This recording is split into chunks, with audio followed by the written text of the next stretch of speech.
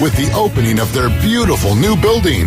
Watch all college and pro games on Los Rancheros 14 large screen TVs with great drink specials daily from 2 to 5 and during all the games. Los Rancheros, the place for live sports and great food on 23rd Street between Jenks and Harrison. WGSX Lynn 8 WPO2 Port St. John. Powered by Panama City Toyota, ESPN Northwest Florida. And now, the Gulf Coast's newest sports talk host. Hey, there's the new guy. Paul Wilson. That is not winning football. Paul is your pipeline to the heart of the action. The defense can only play this good for so long. Hot takes, big reactions, and your calls are incoming. This week, it's really going to be crucial. The Sports Blitz. They're playing championship football. The new Sports Blitz. You can say what you want. On 104.3 ESPN Northwest Florida.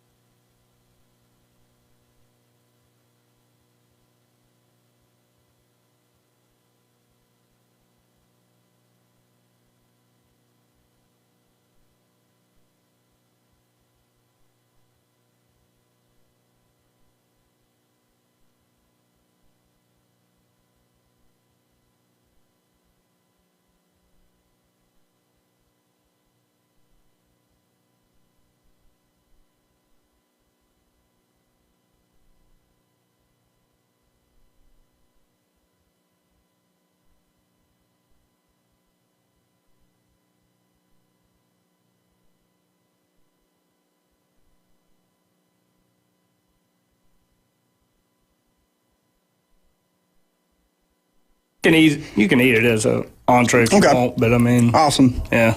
Wow, that tastes really good. Man, that's good. So what's the hours right now during the holiday season for the Boyle House?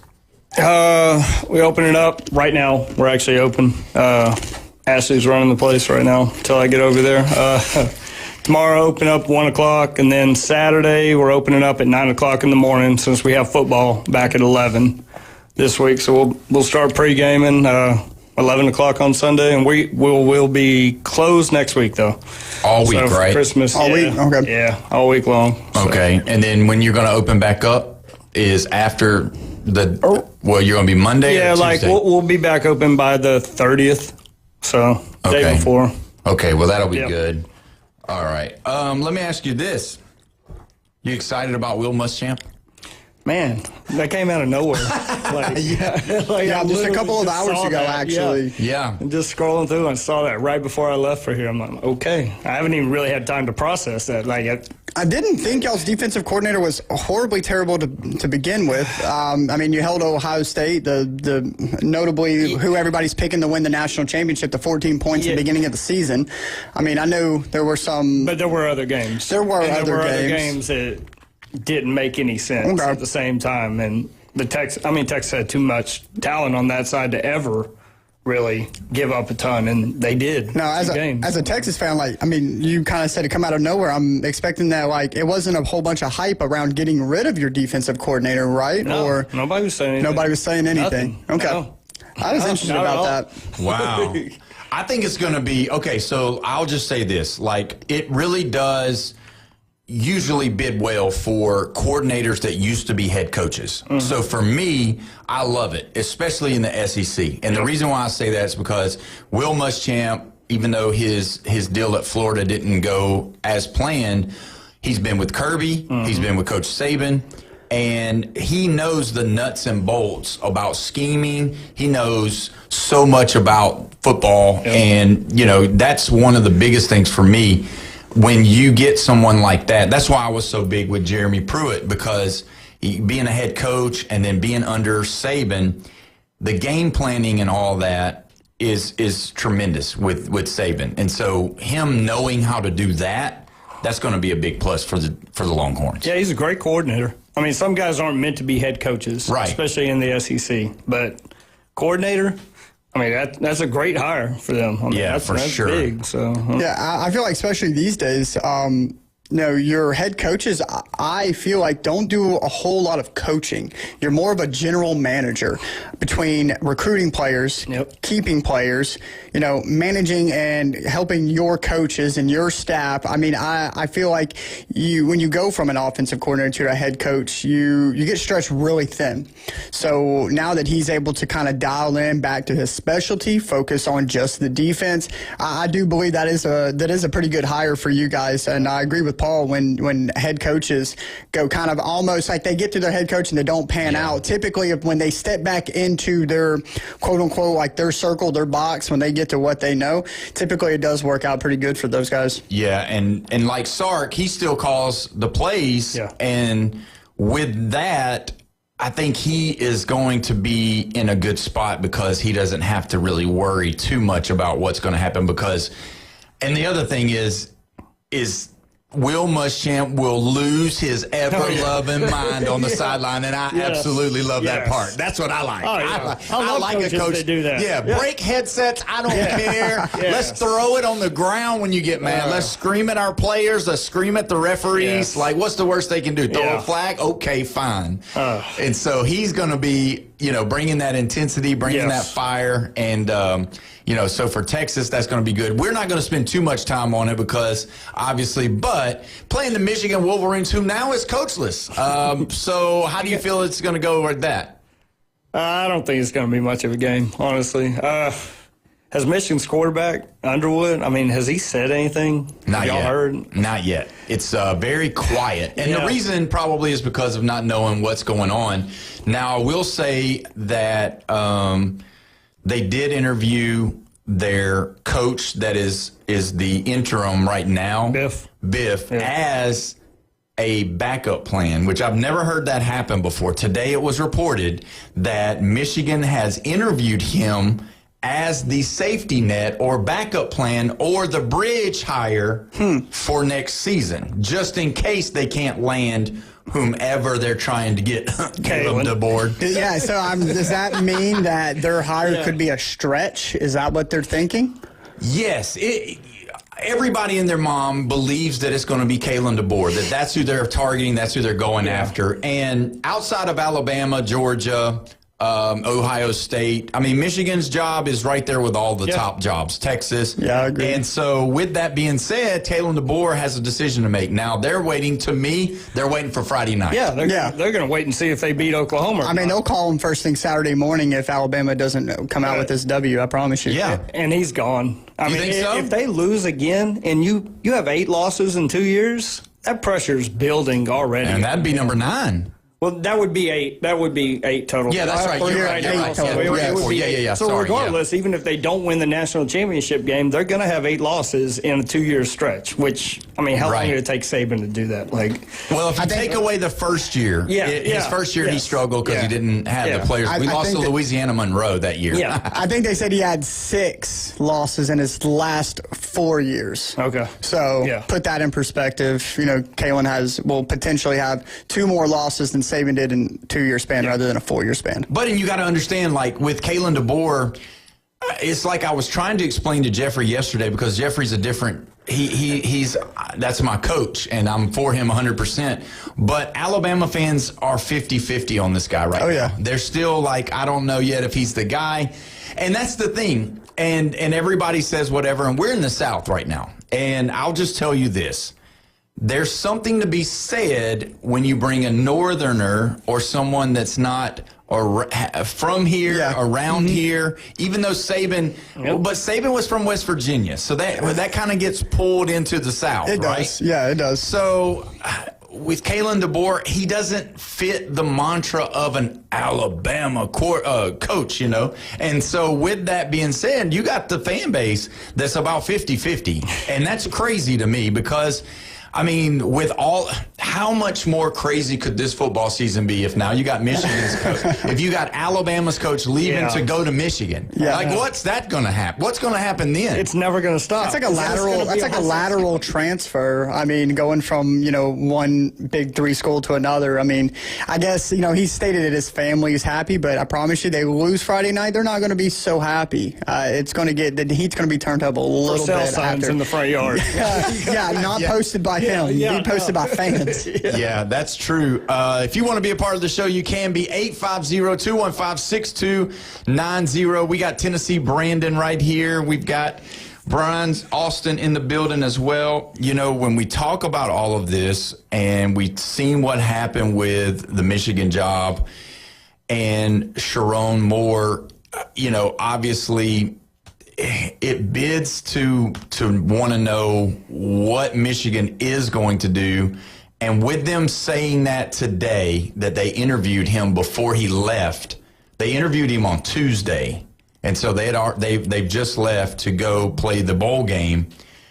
They're just basically saying they're swinging for the fences. And if they swing and miss, Biff, you're just going to hold the ship. And then, but if what happens with them what's happened at Florida happens to them, then Michigan's job will be of great concern to the boosters and to the fan base. Now, tomorrow we're going to have Michigan, I don't necessarily call them insider, but fanatic in the building tomorrow to talk about this specifically. Okay. But when you have a vacancy at a big-time program and you don't fill it with a name that is big, you can start seeing what has happened, like what's happening at Florida. Yep. And we're going to discuss that later on a lot more. So let me ask you this. Does it bother you that C.J. Baxter went into the portal? No. No. He's never been the same since he got hurt. I mean, I don't blame him. He needs a new start. He wasn't getting a lot of time when he was in there anyway, and he really wasn't that effective when he did play this year. But, man, tearing an Achilles, that's a hard thing for running backs to come back from and be that same explosive running back that they used to be, too, at the same time. I'm not. No, I agree with you. Yeah. So you don't. It's not a big deal. Nah. No, you're not hurt. Okay. Nah. I mean, and so there's been, and you know how it is. There's a lot of running backs that's available. But let me read this from the Red 7T's phone line. People are asking, and you know what? I don't know. I think this is Waylon. Yeah, Waylon says, do you think Lane Kiffin, if that Bama job opens up, would leave LSU just that like would be that? ridiculous. I think that was mentioned a week or so ago, and I think I stated that literally wouldn't surprise me. I mean, his track record says that he picks up and leaves whenever he wants to. So is it on the table? Yeah. I mean, it's within his character to pick up and leave and go wherever he wants. I mean... Well, that's the big question. And, I mean, with Alabama being available, if they lose that game, because that's what I was saying last night or yesterday, is that Kalen DeBoer has spoken about it. He's hit it head on, but he hasn't hit it head on with saying, no, I'm not going to Michigan. Those words have never come out of his mouth. Those haven't come out of his mouth. His words were, I haven't spoken to anyone, and I'm focused on tomorrow night or Friday night or whatever. But what do you think, Brandon? Because you think he's going if they lose. If they lose, Bama goes. The first round. Yeah, first round. Second round will be excusable. I mean, Indiana. So you can't write them too hard for that. I mean, Bama fans are going to have a hard time. Head coaches are like politicians. He said, I haven't physically spoken, but has he texted? Has he emailed anybody? Has his person talked to anybody? I mean, maybe not him physically. I mean, like I said, head coaches are like politicians. So you take it with a grain of salt until Friday's over. I mean, I think that is definitely a possibility. He has definitely not said no. I mean, he could have shut this down as much as we told Lane. He could have shut it down at Ole Miss, and where did he end up? LSU. That's true. So, if he wanted the noise to stop, I think he could get it to stop if he wanted to. He posted a very vague message, I believe, last Friday or the Friday before. That following Tuesday, he was asked in an interview, and I think 3 minutes after that question, he was asked again because he kind of danced around it the first time. So, I mean, until he does, he's going to be asked continuously. He might be even asking pregame before the Oklahoma-Alabama game. And he hadn't said no, so it's going to keep being asked. So Christopher Multiconte says on our Facebook post, who says Bama would want Lane? That's the other question. I mean, the only thing I can say about that is whenever it all started with Florida State beating Alabama at the beginning of the year, he was the first name that hit the board. Oh, yeah. Lane Kiffin was the first name. Now, don't forget. Now, I know this is going to sound crazy, but don't forget, Cincinnati coached at Alabama, too, under Coach Saban. And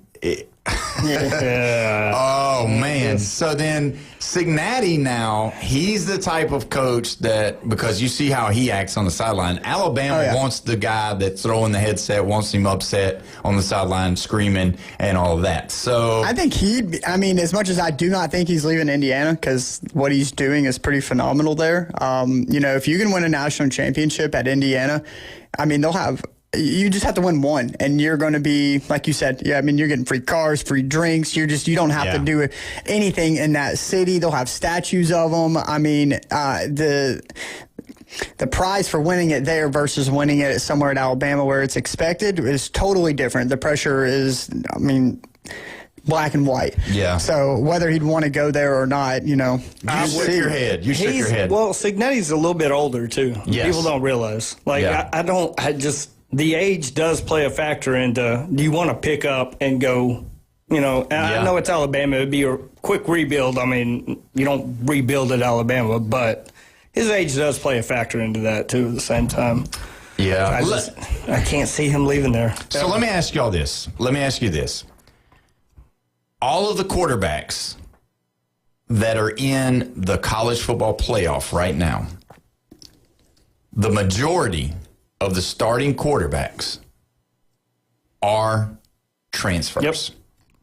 So, with that being said, I'll give you a good example. Florida State.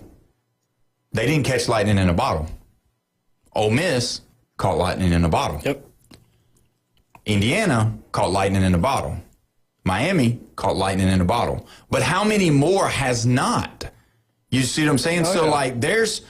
It's not always guaranteed. Mm-hmm. And is it the coaching job, or is it that just was just a way it worked for the year? Because if you look at Ole Miss, Austin Simmons was their guy until he sprained his ankle against Kentucky and could not come back in, and Trinidad Chambliss on the first drive drove him down the field, scored a touchdown with a vanilla playbook, never playing with the ones. And so Lane was like, okay, and they were struggling.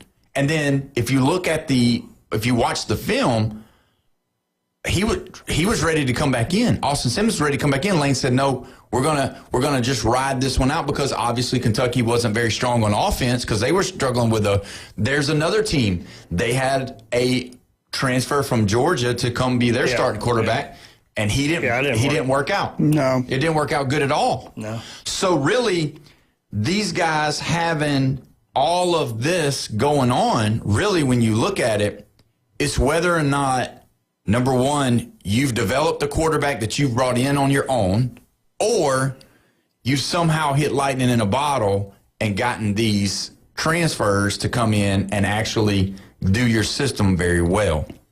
So is it the coach or not? Because Cincinnati, yes, he's done a great job with Indiana and hit lightning in a bottle. Now he's got a Heisman Trophy winner that was at Cal, of all places. Yep.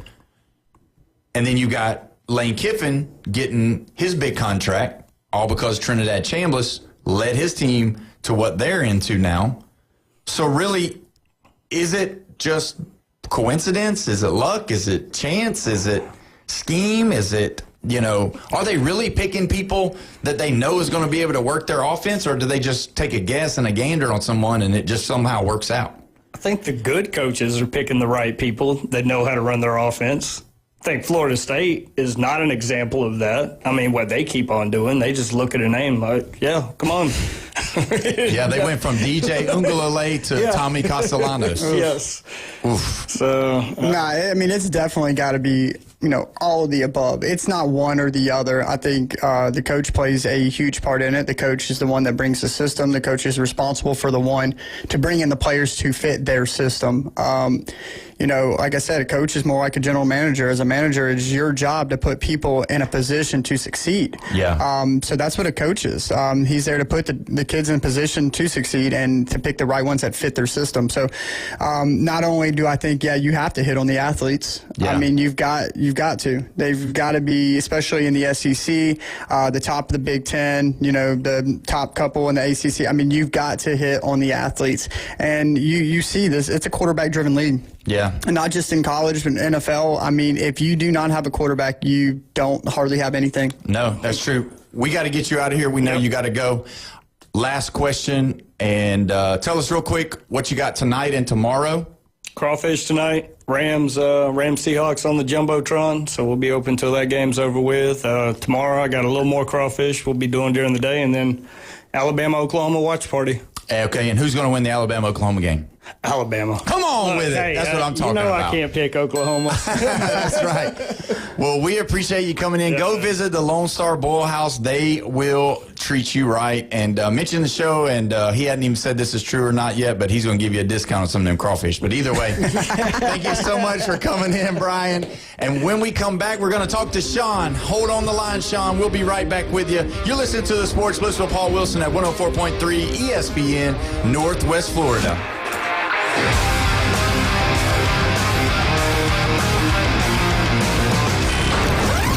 Taking your hot takes, rants, and takedowns. Let's hear it on the Red 7T studio line. 850-215-6290. ESPN, Northwest Florida. The Sports Blitz. Once you spoil someone with twice that much money after, a couple good games at the end of the freshman season, and go, there's no problem signing them the next year. And these guys all got to answer to the boosters. Well, you call a few of the boosters on the phone and say, hey, listen, we're going to give Lagway another $4 million. Hell no. The Sports Blitz. Live and local, weekdays, 4 to 6. ESPN Northwest Florida. This is Joanna with ESPN Northwest Florida with your Thursday's weather. The rest of the day, there will be a moderate breeze out of the south-southeast, a possibility of thunderstorms and mostly clouds, and 68. Very light rain and partly cloudy skies tonight, about the same at 59. Tomorrow, mostly sunny and a moderate breeze right around 13 miles per hour with a high of 66. About the same at 65 Saturday and with sunshine. This forecast is brought to you by Earthworks of Northwest Florida. Thank you for tuning into ESPN Northwest Florida. Rely on it. Your goals matter, and at Anytime Fitness Panama City, they're ready to help you crush them. With expert coaching, personal training, and virtual workouts through the Anytime Fitness app, you'll have all the support you need inside the club and beyond. Limited time only. Join today for just $1 down and start your fitness journey now. Don't wait. Visit 107 West 23rd Street, Suite W8, or call 850-818-8184. Anytime Fitness. Let's make healthy happen. PCB Hobby, the beach's premier hobby store for sports cards, comics, coins, and trading card games. PCB Hobby carries the largest selection of boxes and packs from the latest releases of brands like Topps, Panini, Leaf, and more. Looking for a specific player or team? PCB Hobby has a wide assortment of raw and graded cards. They carry parallel rookie, game used, and autographed cards in both modern and vintage. Have a collection you want to sell? We buy, sell, and trade. PCB Hobby on Back Beach Road, just east of Florida Linen. Call 850-320-8388. Round one of the college football playoff. Friday, Oklahoma hosts Alabama. Then on Saturday, it's Miami at Texas A&M. Followed by Tulane at Ole Miss. And finally, James Madison at Oregon. Round one kicks off Friday with Alabama versus Oklahoma. Pregame starts at 6:30 on 104.3 ESPN in Northwest Florida. You've found us inside the CBC Construction Studios. Karen bought 83 liters of Dr. Thunder, a suitcase full of Cheez-Its, and a drum of Crisco. Now she's crying about using the self-check at Walmart. Maybe we should speak to a manager or something. Just saying. ESPN Northwest Florida. Now back to the Sports Blitz.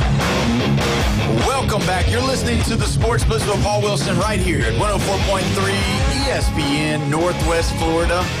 You want to be a part of the show, you can be. All you got to do is call in, text in on the Red 7T's phone line, 850-215-6290. As you notice, Brian has left the building, and his blue crab dip has too, because me and Brandon devoured it in between some good food. So just want to go ahead and say this, though. Christmas prize pack today is going to include a $25 gift card to Lone Star Boil House, Anytime Fitness 30-day membership, boot store gift card, 12-pack Buffalo Rock of your choice, and a $10 Golf Plus gift card. We're going to be giving that away later on in the show after the top of the hour. So make sure you listen very closely and make sure you do that. All right, we're going to go to the Red 7T's phone line. We've got Sean on the line. Sean, are you there, my friend?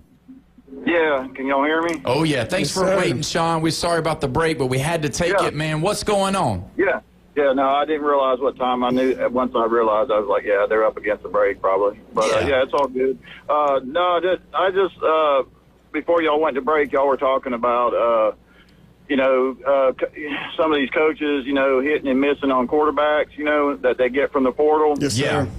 And one of the guys mentioned, and I don't know if that was the guy that just left, he was saying, well, Florida State sure didn't hit it. They missed on DJ Ongley or whatever, and Tommy Castellanos. I'm going to FSU, and I've called a few times to moan and groan, about that. And, like I said, it hasn't been a good the last 2-3 years to be one. But no, we missed, but it's not like we've got the pick of the litter with our probably budgetary problems. We don't have the deep pockets to go after, so we're just okay, from the second and third tier guys, quarterbacks in the portal, we're just lucky to get to entice one of them to agree to come to our school. That's the way I look at it, and then you add to it, like now that we got Gus Malzahn, I don't know what the name of that offense that he runs. Either any of y'all know what they call that kind of? I call it the dog and pony show, but or a high school level offense. I don't like it, and you've got to have. I mean, sure, he had some success when he was at Auburn back in the day when he made it to when they played actually Florida State in the national championship. It was quite a few years ago, but he had I can't remember the name of that quarterback he had. That they ran it really, really well. Florida State had a pretty loaded roster back then. That was pre-NIL days when there was a more level playing field, But yeah, I just don't. I mean, I think we would love to have had somebody other than DJ, and we would love to have had probably a better prospect than Tommy Castellanos last year. I mean, basically, he got benched in his last year at Boston College in favor of a more pro style quarterback, and I mean, if he'd have been all that, he wouldn't have been benched to begin with, And he was so, in my opinion, this past year, and that's. I predicted a 6-6 year at the beginning of the season, before the season started, and I wasn't too far off. And what was it, 5-7? Yeah, it was. So I wasn't too far off, and but and then of course I heard he appealed to from a season where it was a partial season at maybe UCF that he appealed for another year, and of course the NCAA denied it. Like every time somebody at FSU appeals for something, we get, it's just automatically denied, right. By somebody applying for unemployment or applying for a workman's comp or something, denied, Yeah. But so is that true that he's pretty mumuch done? Yeah, well, so yes, and they are still trying to, appeal it. But like you said, man, it's the handwriting's on the wall. And really, to me, what was the handwriting on the wall is that they turned down the opportunity to play in a bowl game. And if that was the case, you get 18 practices if you go to the bowl game, and then you also get money, which is what you're talking about. So, yeah, I agree with you. And, it seems like they're paying their coaches way more than they're paying their roster. And so the coaches aren't really the ones that are getting it done. It's to being able to field a good roster. And it sounds like that to me is what's going on. And to me, let me ask you this, Sean, as being a Florida State fan, because I want to know, because this is something I've been, it's been festering in my mind, and I really wanted to know the answer to somebody that's a fan. Right. Does it bother you the way that the administration came out and made this, what I would call this front of saying that they trust and care and believe in Norvell so much, when in essence, let's just call a spade a spade. The fact is that they didn't have the money to buy his contract out. Yeah, you're talking about where before the end of the year. I heard that too, that they had put their seal of approval, or basically let it be known that he's our guy. Going forward, there will be no coaching change in the off season. He's coming back for 2026. We want to keep the continuity. Continuity of what? Subpar seasons, and but yeah, it sounds better. It's a PR statement. Instead of coming out and saying, guys, let's be honest, we don't have $58.9 million to send him packing and get a decent, maybe get another coach who will cost us, a lot, too. And I think it's just, and also to try to retain, and put, some stability in they did sign a lot of freshmen, which is unusual lately because we haven't been, we don't hit on many of them because they're all usually 3 stars, and we can't get a 5-star to sign with us if our life depended on it. And they did sign a lot of freshmen, and but yeah, I think the honest, because each progressive year, his contract runs through 2031, I believe. Yes. And each progressive year, his buyout is reduced, a little bit. But during this season, I mean, I saw it somewhere online that his because of that, going through 2031, and he makes like 10-point-something million per year, his buyout is a certain percentage, like 85% of his remaining contract. So each progressive year, it's going to be reduced maybe by $8 million per year or something. Yes, that's right. I just don't think I just don't think the program can survive him all the way to 2031. And I just wish we had some.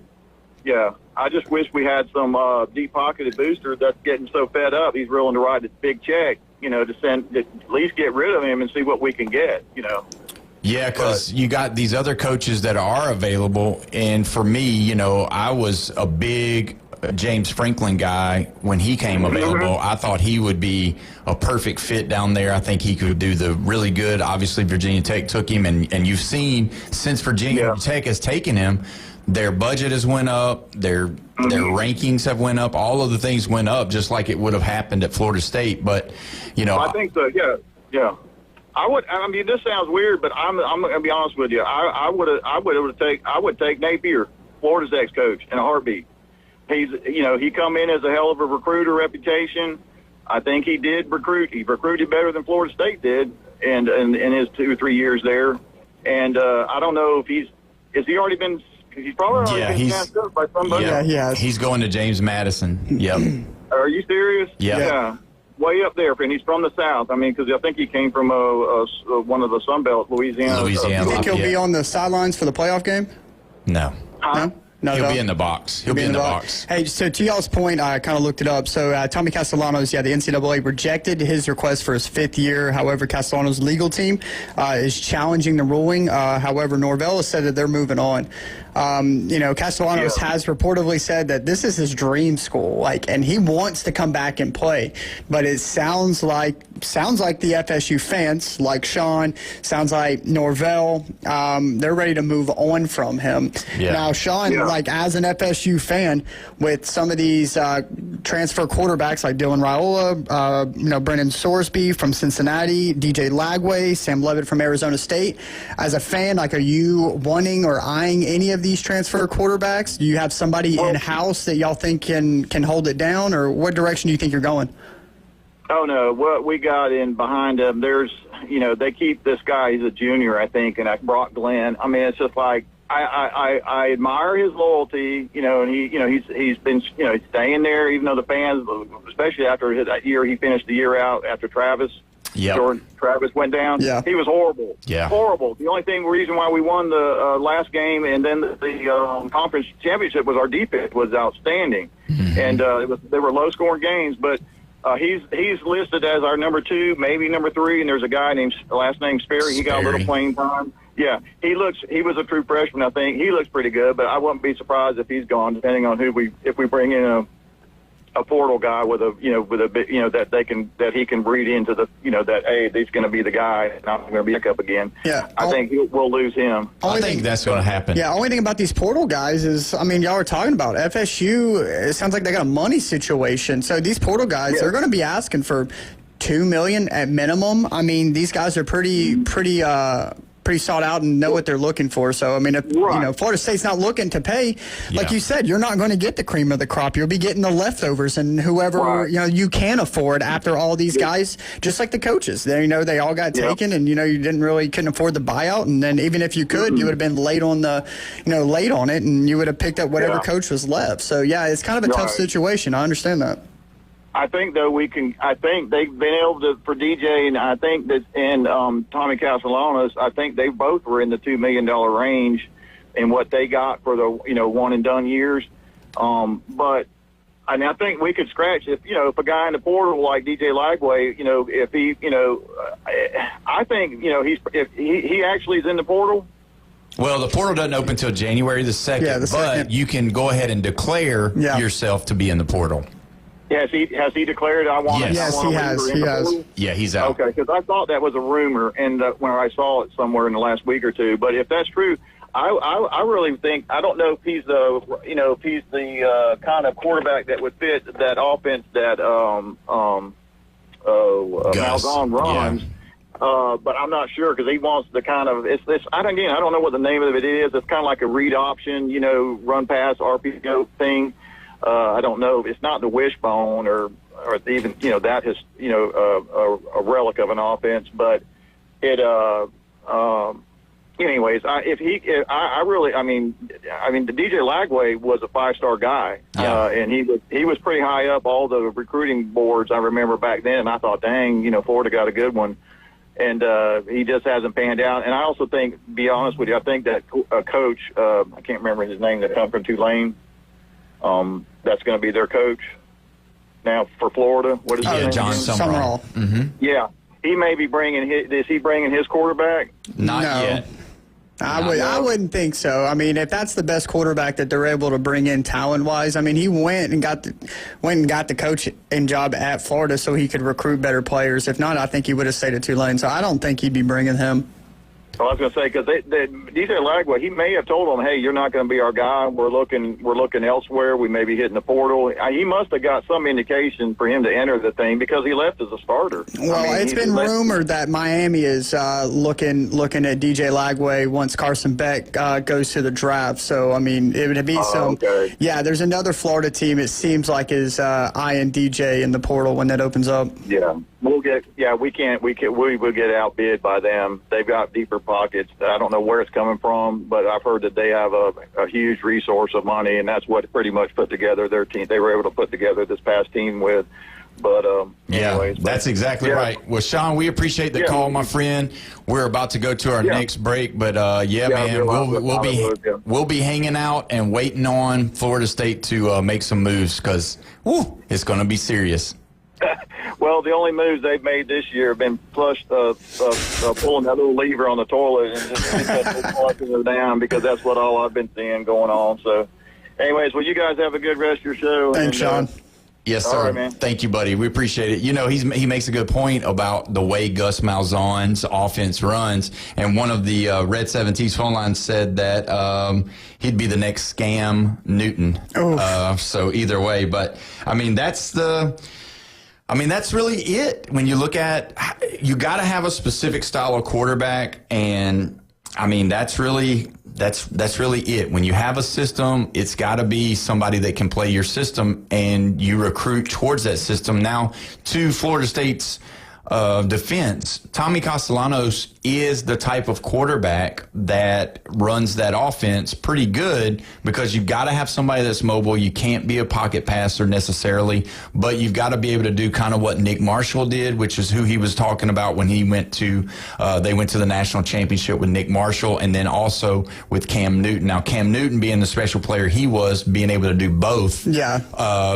He was a different phenomenon there. Talent. Yeah. So, DJ could go there, be that, but I don't think they're going to have the money because DJ's asking for somewhat of the same type of money that he's getting at Florida, and not everybody values that, but it makes you wonder if that's going to happen. But when we come back from the break, we're going to discuss all of that because Florida has got some other issues on their hands. You're listening to the Sports Blitz with Paul Wilson right here at 104.3 ESPN Northwest Florida.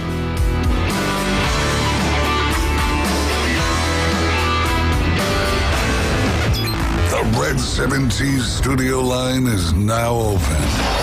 850-215-6290. Mornings on ESPN Northwest Florida just got unsportsmanlike. Not only are we talking about the Kansas City Chiefs having several significant streaks snapped, we're talking about how this Mahomes injury is going to impact them in 2026 and beyond. It feels like the death of the dynasty as we know it. Are they going to be able to have a second act like we've seen the New England Patriots and other NFL dynasties have in the past? Evan Canty and Michelle. Weekdays 5 to 7 on ESPN Northwest Florida. Golf is a game that should be fun, but to have the most fun, you need to play your best. That's where the experts at Golf Plus come in. Their friendly staff will guide you through the buying process, answer all your questions, and can help with any repairs you need along the way. Golf Plus is your custom fitting, club repair, and golf retail shop. Golf Plus staff is non-commissioned and will work with you to find the best product for your game, just like they've been doing since 1988. Golf Plus in Panama City Beach. Fitting, repair, retail. That's Golf Plus. 360-degree protection of your home, 365 days a year, one low monthly price. Brock Lawn and Pest Control offers an affordable program that provides our customers with peace of mind. Brock 365. We like bundling pest control with termite protection for a low monthly payment. We couldn't be happier with the results. Most treatments are done outside, and we haven't had any issues in over 3 years.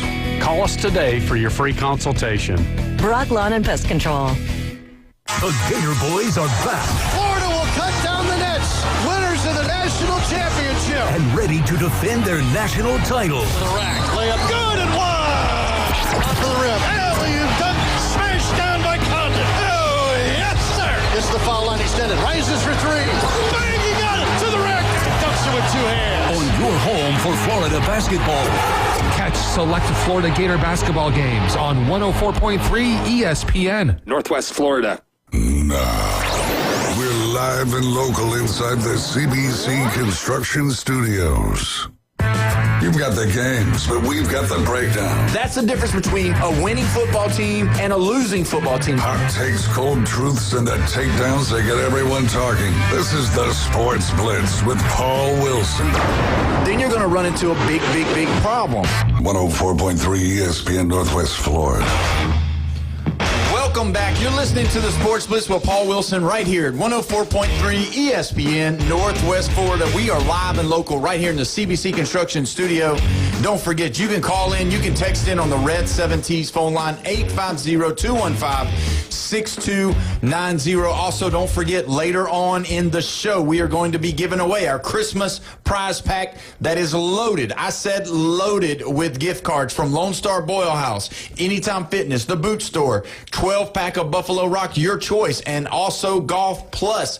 Don't forget it. We're going to be doing it. It's going to be at the top of the hour. Might be 5 o'clock. It might be 5:20. We don't know. But either way, stay locked in. Stay listening. Brandon, the big story of the week has been, to me, how many players have been leaving the University of Florida. And, you know, for Gator fans listening, it's been a tough go. And the things that I've been hearing is that with DJ Lagway started it out, you know, because when we look back at the beginning of the season, everybody talked about DJ was hurt and some of the things were going on with him, and we all found to be that be true. So the next thing is that it was kind of said that DJ had lost the locker room, meaning that during the Billy Napier time that he was the preferential treatment child. And so with that, it made you wonder how many people really were friends with him. Yeah. Because you get in the locker room, you begin to, you know, make a rapport with your teammates, and, you know, you hang out, or you know, stay at each other's place, play video games, hang out, do whatever, eat, whatever. And then when DJ got into the portal, it just almost seemed like the door just opened. And for, you know, Florida's fans, this has been a tough go. And with all of that being said, there's been one name that everybody's been mentioning, and we talked about it a little bit yesterday, probably a lot yesterday, was Jaden Ball, the running back. Yeah. I can report to you today that Jaden Ball, it is reported. It's reported. It's not confirmed, but it is being reported that Jaden Ball has entered or is going to enter the transfer portal. Now, yesterday, Jeffrey made a statement when I asked him about Jaden Ball. He said if Jaden Ball leaves, Florida's in big trouble. And with that being said, to wake up today and to check the media pages that I've been checking, it points to that he is going to be moving on. So he isn't one of the current 15 players that are leaving. Correct. Okay. He's not in the portal yet, unless he's went on since we have started the show that I haven't been able to check. Now, to me, if Jaden Ball leaves, then that tends to make me think that Dallas Wilson's going to follow, because that's a two-part deal there. Not that they're best friends or anything like that I know of, but if Jaden Ball leaves, it would make me think that something's going on with the players that maybe we don't know about. Because, you know, to be fair, a lot of the people that have already entered the portal or is going to, you know, let everybody know that they were entering the portal, they're freshmen. Yeah, typically. So, you know, that's a lot of 3 stars. Yeah, that's fine. But when these top name guys start leaving, then that makes me wonder if the other guys will leave. Now, I don't know if you got to see Dallas Wilson. I don't know if you remember him or not, but that dude is a baller. He is a game changer. Like, if he's healthy, best player on the field. Right? So that's the scary part for me. Jaden Ball, Dallas Wilson, both leaving, as well as already mentioned DJ Lagway. So I'm going to ask you the question that I asked Jeffrey yesterday. Okay. Do you think John Summerall made the right decision with Florida in mind to go in and say, I'm going to finish what I started? Like, let me preface it with this. I get it. We all want that guy that's a football coach. Oh, he's a football coach. He just loves his players, and we want that same thing at Florida. But you know who's not getting in the portal very often? LSU Tigers. Do you know why? Because their coach is not playing in the football playoff. But that's very true. John Summerall is going to be coaching his former team, gave them $100,000. All of these things are great. All of that is commendable. But your team, with all your stars, are starting to fall. Yeah, they're leaving. Off. And now it makes me wonder, while you're spending all of this time with the Green Wave, you need to be in Gainesville, because you know how it is. If the main guy is not there, the other guys can't look you in the eye and say, hey, there's no stability. There's no rock. There's no foundation, because he is that. To your point, 15 players have announced they're entering the transfer portal for Florida. 4 of them were multi-game starters, 13 on scholarships, 2 walk-ons. One of them being DJ Lagway. We're talking about their 2 main running backs leaving as well. It's becoming a landslide. Now, I think initially he might have thought he made the right decision morally, not giving up on his team, trying to feel like, that is the right decision. And when you think about it, in essence, yeah, it is the right decision. Finish what you started. So we've been told our whole lives, right? But it's going to quickly turn out to where I think it's going to be the wrong decision, because he is going to go to a decimated, gutted, with little to no talent, and if everybody continues to leave. What Lane did, he gave up his hopes of a national championship to go to be with LSU, to retain his talent, to start on next season. He just gave it up. Now, does John Summerall really think that Tulane stands a chance in winning this national championship? Like, what if they did? And I would understand if he had a chance. They don't. Not at all. No. And so ultimately, don't think it's going to end up being the right decision.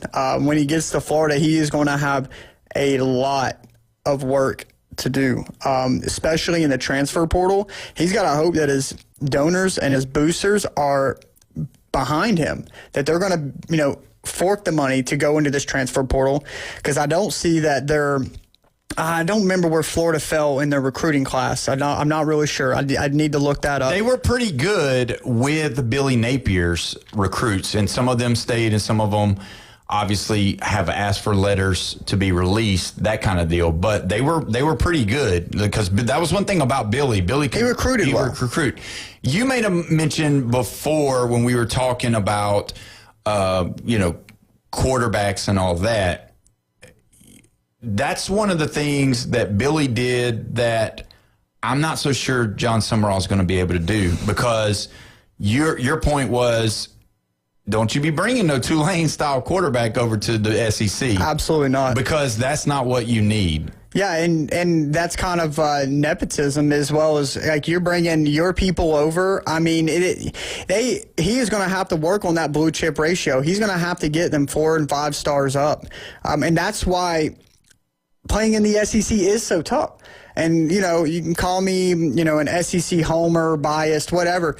Look at the numbers. I mean, more than 50% of our league in the SEC have a 50% or higher blue chip ratio, which means we're stacked, with over half our players being 4 and 5 star recruits. Right. You go to the Big 12, I believe only 2 or 3 of their top teams are above 50%. You go up north to the Big 10, you're probably looking, I think the first 4 or 5 teams are there. ACC, same as the Big 12, your first couple. I mean, this is why we beat up on each other. We are the most talented league. The numbers say it. The numbers don't lie. We have the highest amount of talent in our league, and it makes it tough. And if he's not down there to obtain and to keep that in-house, Florida's going to have a rude awakening, especially if everybody leaves and he doesn't hit well in that transfer portal. Who are the teams that are in the bottom of the SEC? Kentucky, Mississippi State, over the years, Vanderbilt. Why? Because they had the lower athletes talent, yes. on their team. Yes. You can bring the best coaches. You know, James Franklin was at Vanderbilt. He did great. Clark Lee has done great at Vanderbilt. But if you look at it, it's a big deal. It's a part of the puzzle. Yeah, so, I mean, your blue chip ratio, I mean, you have Alabama, LSU, Texas A&M, Tennessee, Auburn, Florida at 52% at the beginning of this year, and Oklahoma at 51%, and then you start kind of going down from there. Pretty impressive what Lane did with Ole Miss, with a 40% blue chip ratio has got him in there. I think Indiana only had an 8% blue chip ratio, but Kursignetti has hit home run after home run in the portal. So it can be done without that, but he's going to have to hit it hard, and are people going to come play with him after they see everybody lose. You know, these kids want to win. They want to go where, you know, they're going to have, you know, some success. And if all their players are leaving, I mean, other players aren't going to want to come. And that's the biggest part. Like right now, and I called it a free fall. Yeah. There's a free fall happening in Gainesville, but where's your head guy? Prepping to play a team that has already gotten beat by 35 during the regular season. Yeah. That everybody, even Coach Saban today, come out and said, you're telling me a AAA team got to go play in the World Series. And that's just what this is with JMU and Tulane going in and playing and getting in the playoffs. That's saying it very nicely. And the thing is that when you say that, it's like, yeah, he's got integrity, he's got this, he's got that. But the same people that are telling you, yes, he's got character, he's got integrity, we're so proud of our coach, he's finishing what he's done, your team is being decimated right now while that guy is somewhere else trying to handle the team over cell phone with text messages, video Zoom calls, and post on whatever social media. It can't work. You got to be in the building. You got to be able to sit those guys down and look at them. And the thing was, when they did look at DJ, when they did talk to him face to face, we wasn't in the meeting, but people talked about that there was things going on. Now, this is something that I talked about with Jeff yesterday, in the fact of John Summerall is a defensive coach. Do you notice what he's losing? Offensive players. Offensive players. Yeah. Okay, so Kirby is a defensive coach, but Kirby goes and gets good offensive-minded people to run his offense, but Kirby's there for his team. I'm all for a good solid defensive coach, but it's looking really bad for Florida when you're a defensive style coach, but all the people that are leaving is on the offensive side of the ball. Yeah, that's not good. I mean, you have teams that without coaching turnover, right? Yeah. That players hit the portal. Of course. Florida's got, you know, coaching turnover, and they're losing players. They had poor season. I mean, so like you said, I described it as a landslide, but it is quickly looking like a free fall. Yeah. I mean, it's happening so fast. And that's the biggest thing for me. Like, and some of the Florida fans called in yesterday, and they were like, "Man, we wish he would just go ahead and lose," and that's going to happen. They're going to root for him to lose. I mean, the longer, if somehow some miracle Tulane keeps on winning, I don't know. I mean, it can only get worse for Florida, right? I mean, without their ringleader in house. You know, people, I think, are going to continue to potentially leave. Now, to me, and I know this is probably going to make some of our fans that listen to the show from Ole Miss pretty mad. I don't think Ole Miss is going to be as good without Lane Kiffin there. Oops, sorry, I didn't mean to say that. But I don't think Tulane's going to be any better than what they were before. No, I don't think so either. I'm kind of on the fence about this one. You know, if I'm a player for Ole Miss, I'm sitting here maybe thinking, you know, our coach left us. We got to go out here. We got something to prove, right? We can do this. This wasn't all Lane Kiffin. Like, we are his players. We're the ones playing, not him. Yeah.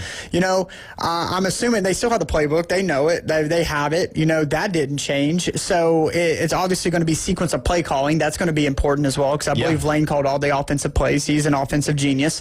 You know, Pete Golding is still there. He's their head coach now, also their defensive coordinator. So I don't see their defense being any worse. It's just, can somebody call a good sequence of plays? And I think these kids will have something to prove. I think Jeff, I heard him say, he doesn't think it'd be, was it 45-10 first time around? He says he doesn't think it's going to be. I think it could be just as bad, if not worse. Yeah, but either way, we're going to go ahead and go to the break. But when we come back, Christmas prize pack is coming very soon. You're listening to the Sports Blitz with Paul Wilson right here at 104.3 ESPN, Northwest Florida.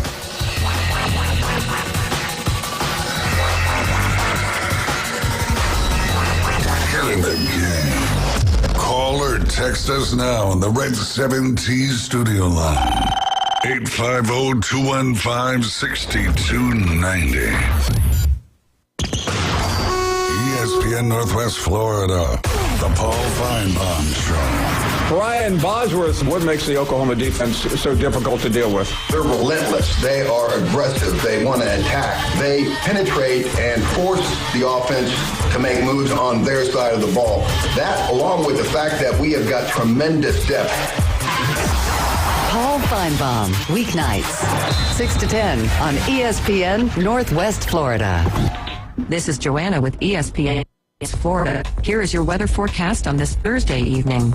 As we head into tonight, very light showers and partly cloudy skies, and a low of 58 with a moderate breeze at 16 miles per hour coming out of the west. For tomorrow morning, sunshine and a temp near 60.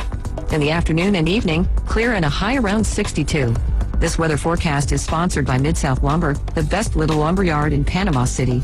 Thank you for keeping that dial on ESPN Northwest Florida. Rely on it. Keep the adventure going this holiday season in a new Kia from Bill Bird Kia during the Season of New Tradition sales event. Bill Bird Kia is now offering 0.9% APR for up to 60 months, plus $1,000 bonus cash on the purchase of a new 2025 Kia Sorento or a new 25 Kia Telluride. You'll get the perfect balance of comfort, safety, and technology. Countdown to savings is going on now. Celebrate the season in style and drive away in a new Kia today. Bill Bird Kia is the home of the 20-year 200,000-mile warranty. Stop by and see us at 2435 East 15th Street or anytime at BillBirdKiaPanamaCity.com. Offer from Kia Finance America for the purchase of a new 2025 Kia Sorento or VIN-specific new 2025 Telluride with $1,705 per month per $1,000 financed at 60 months. Quantities limited. $1,000 APR bonus is applied as down payment and no cash value cannot be combined with other finance offers. The 20-year 200,000-mile warranty is a Bill Bird Kia warranty. Offer for well-qualified buyers. Must take delivery from dealer stock through 1/2/26. WVLQ Port St. Joe, WGSX, powered by Panama City Toyota. ESPN Northwest Florida. Round one of the college football playoff. Friday, Oklahoma hosts Alabama. Then on Saturday, it's Miami at Texas A&M. Followed by Tulane at Ole Miss. And finally, James Madison at Oregon. Round one kicks off Friday with Alabama versus Oklahoma. Pregame starts at 6:30 on 104.3 ESPN in Northwest Florida. Broadcasting from the CBC Construction Studios. On this show, we don't hold back.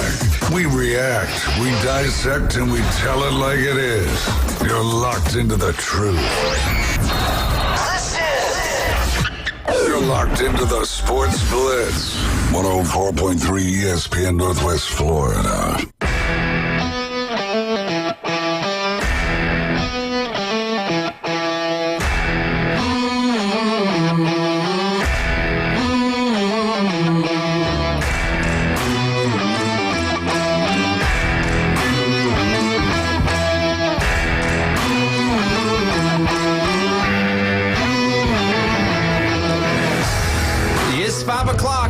And you're listening to the Sports Blitz right here, 104.3 ESPN Northwest Florida. It's a Thursday. That means we are one day closer to Friday, baby, and we are almost to the weekend. Don't forget, tomorrow night, Alabama against Oklahoma right here at 104.3 ESPN starts at 6:30. You don't want to miss it. Also, if you want to be a part of the show, you can be. You can call in on the Red 7T's phone line, 850-215-6290. Bone Crushers in the building. Tennessee Brandon is here, and we're talking a lot about these Florida Gators and what is going on in Gainesville right now during this portal season that is about to officially open on January the 2nd. You know, when we talk about it, Brandon, we've got to know what is causing the exit. And a lot of the teams that are in the playoffs, they're not exiting, obviously, because they're playing. Exactly. Which makes sense. And you'll see some of those players leave once they're eliminated from the playoff. Yeah. That'll happen. But, you know, outside of Mississippi State, I think Florida is number one in the SEC or maybe even in the nation of teams that are losing people. Yeah, the top three in the SEC right now are going to be Mississippi State, Florida, and Auburn. They lead the top. And like you said, the people in the playoffs, I mean, what are they doing? They're having success, right? Yeah. And they're winning, so they're not losing. And you have with these teams having struggles. I mean, I think, and honestly, it prompts players to seek maybe more winning opportunities, right? Yeah. You know, no team wants to go 5-7 every year in, year out. You know, and if they see the writing on the wall and they think it potentially get there, that's what they're doing. And with these players, with teams like, you know, Ole Miss, Indiana, Texas Tech, BYU, Vanderbilt, Utah, teams that are relevant, teams that are winning, teams that are, you know, have 9 to 10 win seasons now. Players are seeing that you can win games and have successful seasons without being at one of those top 10 programs. Yeah. You know, so I know historically it is, but I mean, I think with the NIL and the transfer portal, money's everywhere. Yeah. And you can win at a lot more places than you used to 10, 20, 30 years ago. Do you think DJ Lagway is going to garner the money that he made at Florida?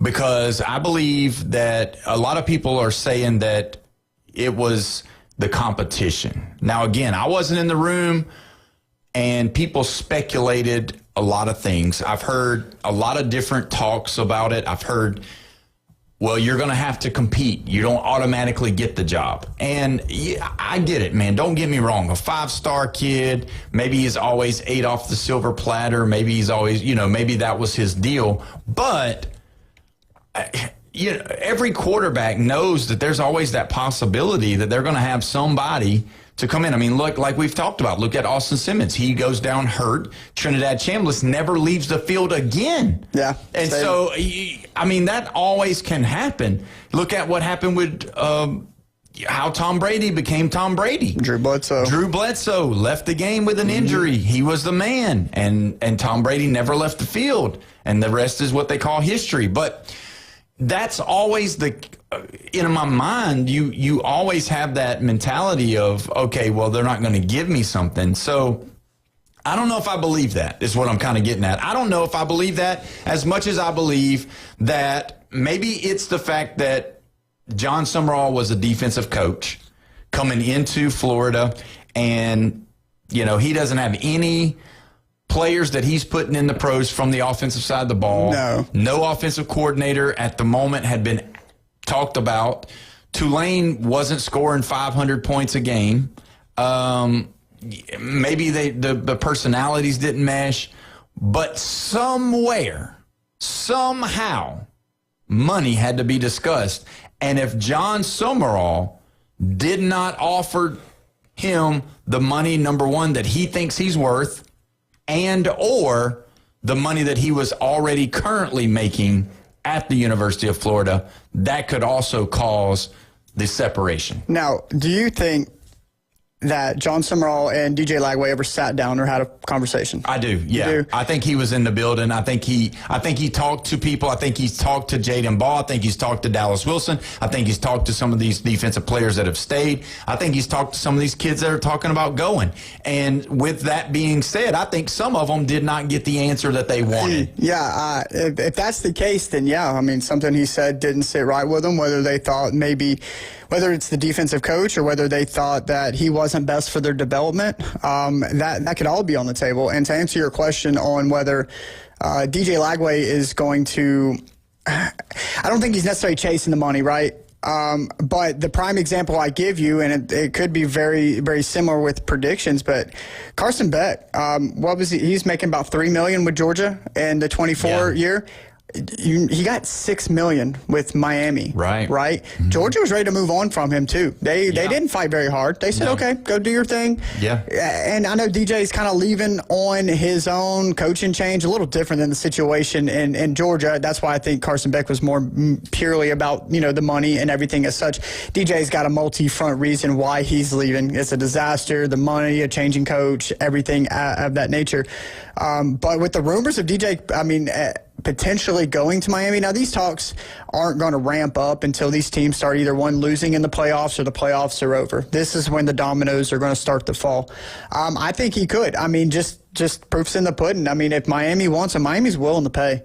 Yeah. You've seen the kind of raise that Carson Beck got to come down there. So if it's on the table, they're going to offer it to him.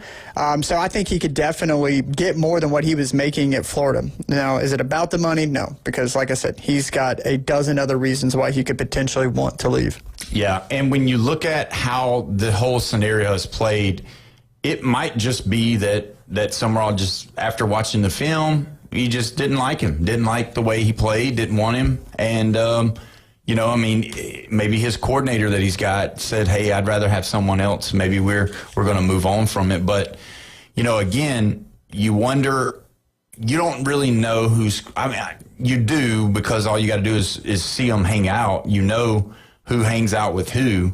Yeah. But we've seen this before. Don't forget, ETN left Florida. He did. And went to Georgia. So that's the deal with Jaden Ball. Georgia is on the top of the list. Now, C.J. Baxter leaving Texas opens the door for a possibility for Texas to go after Ball as well. Both of those teams, Georgia being a playoff team with Kirby Smart, with the success they've had. Now you're looking at Steve Sarkisian with Texas. They're in the play. They're not in the playoff. So you wonder if Texas is going to have the upper hand with Kirby being focused on, or can he multitask with that, or does Kirby's words mean more than Steve's because of the resume, him being in the playoff 2 years in a row? It's like I said. It's with. Ball was one of those more explosive players. Like you said, we've seen running backs go from Florida to Georgia. I think it's always weird when players transfer within conference, and weird seeing them in different uniforms in conference. It really is. And now Texas being in the SEC, he's apparently a real sought-out player. You've got teams like Texas and Georgia wanting you. You're cream of the crop. So I think he'll go if he has a choice. It's probably, I would assume that both of them are going to probably offer the same amount. So it's going to be, who's you want to go play for? Is it going to be Sark in Texas, or is it going to be Smart over here at Georgia? So 6-1, half a dozen the other. If they're going to pay you, you're going to be on TV, you're going to get recruited, you're going to get drafted. It's just kind of, his pick and his preferences. A lot of things that I've been seeing online. And don't forget, hey, we're about to give away the Christmas prize pack. Not just yet, but we're close. We're getting very close. So just hang in there. And just so you know, we're going to tell you what's in there. A $25 gift card to Lone Star Boil House. A 30-day free Anytime Fitness free membership, a boot store gift card, as well as a 12-pack from Buffalo Rock, your choice, and then a $10 gift card to Golf Plus. We're trying to give you every opportunity to get you some last-minute Christmas presents for maybe your dad, who's very hard to buy for. But either way, we're not doing it yet, so don't call just yet. But when we do, we'll let you know. We're going to take caller 10 when that happens. When you look at it, a lot of the Florida fans are up in arms about it because a lot of people did love DJ. A lot of people were for him, were glad. You saw the glimpses of how great he was playing during the last year, but this year you saw those only small portions of what he could do, but he was hurt. Small glimpses, yeah. But some people are like saying TCU. Some people are saying JMU. Some people are saying these smaller schools, and it just, for me, it doesn't make sense. I don't think he's going to go. Could he go outside of the SEC? Yes. Could he go to the Big Ten? Maybe. I see him staying in the SEC. I could see him doing, somewhere close. I could see somebody taking a chance with him. But as far as like JMU or somewhere like that, I just don't see that. Do you see him going somewhere low caliber? No, it's going to be somewhere within conference or one of those other couple of schools that are at the top of their league, like Miami or Clemson or something of that, or at Texas Tech or something of in the Big 12. It's going to be a relevant team. I think he's going to try to put himself in contention, and there are going to be teams out there that do want him. Yeah. Do you think that if Jaden Ball leaves, that Florida is going to is it going to be? Do you think because he's a top level, he's a Jeremiah Love style player, he can change a game for you. Now, Dallas Wilson, I've already talked about him. He can do the same thing. And those two players being your best two players, you've already had your starting tight end leave today. So I think that number might have went to 16 today because I forgot about that right before we came on the show. I saw their starting tight end left or is leaving as well. So when you start seeing your offense start being depleted like this and your best running back leaves, and then that possibility of your best wide receiver leaving because your other wide receivers have already left, your other running back has left. Florida, it could be possible in trouble. Now, the one person that has been listed, which is crazy to me, is because their offensive coordinator is the Georgia Tech offensive coordinator, the one that had Haynes King. Now, obviously, Haynes King ran the ball a lot. And so, it's been said that they're going to play to the strength of their quarterback. So Florida's not going to have just the running quarterbacks, what they're saying. But the backup quarterback is who is the hot name right now. His name is like Philo or something like that, Philo. Okay. And he's the one that everybody's saying that Florida is going to go get. Well, if you look at him, when he's played, he's got more interceptions than he does touchdowns right now. But he was highly regarded coming into Georgia Tech and all of that, but he was backing up Haynes King. So I don't want to downplay the kid's ability. I'm just saying, you're losing your 5-star, you're bringing in a kid that inevitably wasn't at Florida or an SEC school to play for a Sun Belt team with a ACC offensive coordinator, and you've never played in the SEC. Kind of scary to me. No, it is. And, I can kind of relate to that as a Tennessee fan. I mean, we have Joey Aguilar who has his appeal right now, and as much as we all think it's going to, get done, the portal opens January 2nd. Heupel's going to be in a tough situation if, one, we don't know Joey's coming back. Do we go get one of these top transfer quarterbacks, to bridge our 5-star. Could DJ Lagway go to the University of Tennessee? I don't even know if I want. I don't. What? Listen. I don't want anything to do with any Florida Gators. What? Not, oh my gosh. Not at all. And if you're asking me if I want Joey Aguilar or DJ Lagway, give me Joey. Every day. Give that to me. A cerebral quarterback who's actually been in the system, who is more experienced. I would definitely take that. I mean, Joey led Division I in passing. Yeah. I mean, come on now, coming in the middle of summer? Yeah. I mean, imagine with one more year under his belt. But we'll get off the Tennessee train right now. It is concerning if you're a Florida fan and you're going to get a backup quarterback who's never had that SEC experience and things like that. I mean, if that's what you're relying on, I would be nervous as a Florida fan. You know what? You know who's not nervous? AutoNation Ford in Panama City. You should go see them before the year is over. The deals that they've got going on right now is phenomenal.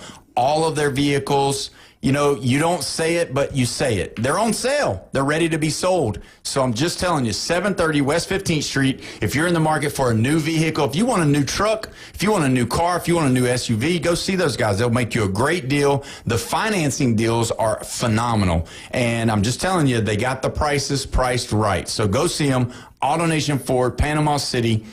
Now, if you got a messed up door handle. Yeah. Do you know anybody that you could see? Yeah, Recommended Collision in Panama City, Florida. We're locally and family owned, and it can be as small as anything from a door handle to need to change your windshield out.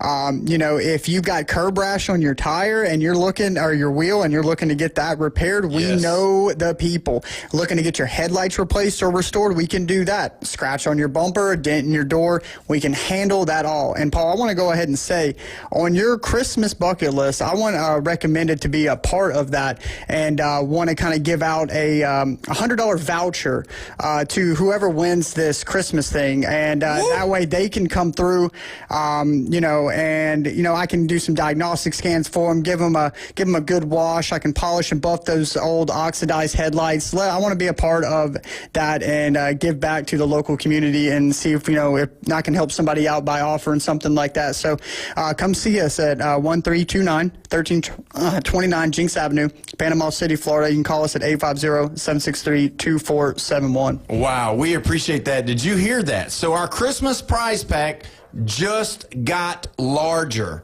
So not only do we get the $25 Lone Star Boil House, not only do you get the 30-day free membership, not only do you get the Boot Store gift card, the 12-pack of Buffalo Rock of your choice, the $10 Golf Plus, you get a $100 voucher at Recommended Collision Center, whether you just need your car detailed, buffed, checked out, diagnosed, anything, $100 free gift card voucher to Recommended Collision Center. Sir. Brandon, we appreciate that. Yeah, That no is problem, awesome. man. We will be giving that away soon. Just stay locked in. Now, get ready for the season of hits, catches, and smiles. Registration for the Panama City Little League's Spring 2026 season is officially open. This year's exciting program includes baseball and softball for girls and boys ages 4 to 12, and not only that, but they've got T-ball for our youngest players. Don't strike out. Registration is open now through January the 10th. All right, so the season's going to be from March the 7th to March the 16th, or May the 16th, and what you get, you got to go on the website, and you'll see registration.bluesombrero.com/85161, and that Bone Crusher, where is that found on our website? It's on, tell us. ESPNPC.com and click on Panama City Little League. There you go. So that will be taken care of. And now we will be going to our break. And when we come back, I have a feeling we're going to be giving away the Christmas prize pack. So stay tuned to 104.3 ESPN Northwest Florida.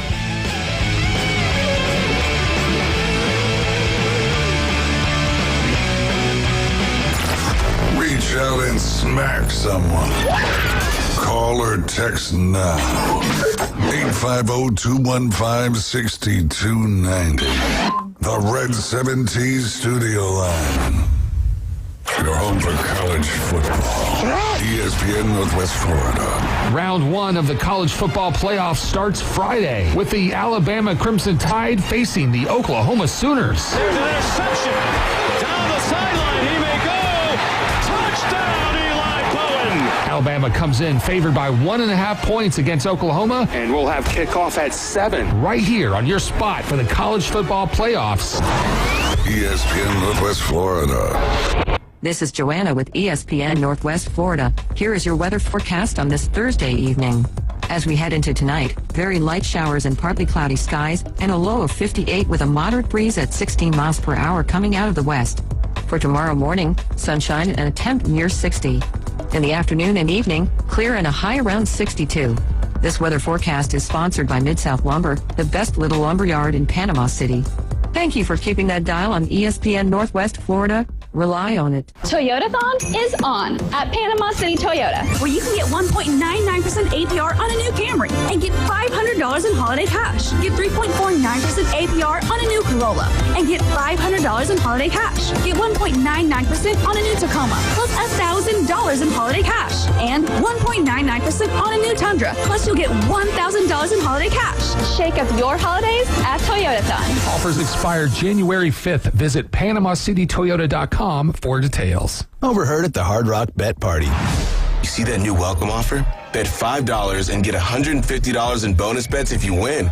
I think we got to jump on this. What's John Daly think? I think you got to grip it and rip it. Grip it? And rip it. Hard Rock Bet Sportsbook. Roll with us. New players bet $5, get $150 in bonus bets if you win. Payable in bonus bets. Not a cash offer. Offered by Seminole Tribe of Florida. Must be 21 plus and physically present in Florida to wager. Terms and conditions apply. If you or someone you know has a gambling problem, please call 1-833-PLAY-WISE. Round one of the college football playoff. Friday, Oklahoma hosts Alabama. Then on Saturday, it's Miami at Texas A&M. Followed by Tulane at Ole Miss. And finally, James Madison at Oregon. Round one kicks off Friday with Alabama versus Oklahoma. Pregame starts at 6:30 on 104.3 ESPN in Northwest Florida. Transmitting from the CBC Construction Studio.